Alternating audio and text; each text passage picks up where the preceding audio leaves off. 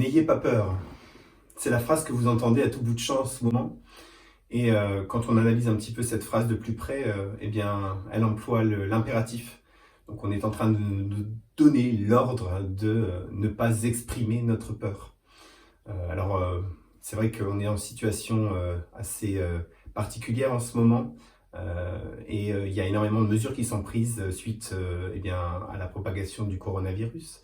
Et même s'il est vrai qu'il faut rester centré, aligné, eh bien, j'aimerais faire un petit point quand même avec vous pour vous partager mon expérience personnelle. Donc, je suis thérapeute, je suis également papa et je suis avant tout un être humain. Et même si en tant que thérapeute, on doit être le plus aligné possible, le plus centré possible, eh bien, c'est vrai que ces derniers jours, eh bien, j'avais cette posture-là, très alignée, très centrée, ça va, faut suivre le mouvement. Et jusqu'à présent, tout allait bien. Jusqu'à un moment où je me suis dit, c'est bizarre parce que intérieurement, il y a quelque chose qui se passe. Donc, je me suis connecté à mon enfant intérieur et là, je me suis rendu compte qu'il y avait intérieurement de la peur. Alors, c'est vrai qu'il ne faut pas paniquer, mais il est surtout primordial quand même de laisser s'exprimer nos émotions. Et il est tout à fait légitime en cette période de crise, eh bien d'éprouver de la crainte, d'éprouver de la peur, d'éprouver de la colère, d'éprouver de la tristesse, parce que tout ce qui se passe chamboule énormément. Donc, en connectant à son enfant intérieur, on peut contacter cette émotion, la laisser s'exprimer, la libérer et ainsi faire de la place pour se sentir mieux et après en effet se recentrer, s'aligner. Je vous invite en fait à faire cet exercice-là, à vous isoler un moment et à ressentir intérieurement ce que ça vous fait. Il ne s'agit pas de paniquer, je le répète, la psychose, etc. C'est vrai que c'est pas la solution. En revanche, juste d'exprimer cette émotion si elle fait partie de vous, si elle est en vous. Cet enfant intérieur a besoin d'être rassuré. On a tous un enfant à l'intérieur de soi. Donc cet enfant, il faut en prendre soin.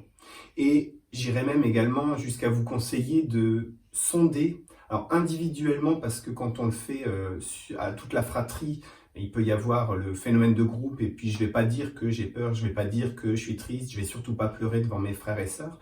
Donc je vous invite à les prendre un par un et tranquillement leur demander ce qu'ils pensent de cette situation, comment ils se sentent face à cette situation.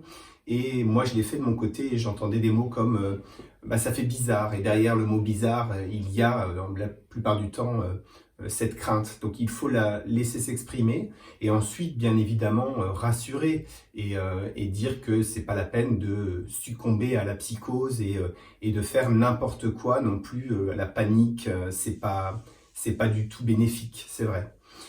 Voilà, je voulais juste vous partager cette expérience personnelle, vous inviter à libérer cette émotion et puis à essayer de vous centrer, de vous ancrer afin de parer au mieux, de traverser ce passage qui est très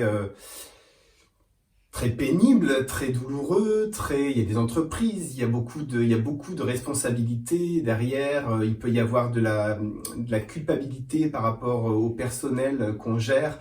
Donc soyez bienveillants envers vous-même et puis essayez de trouver les bonnes mesures pour traverser ça du mieux que possible.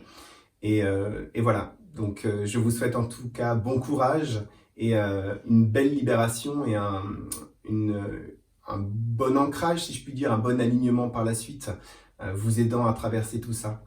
À bientôt.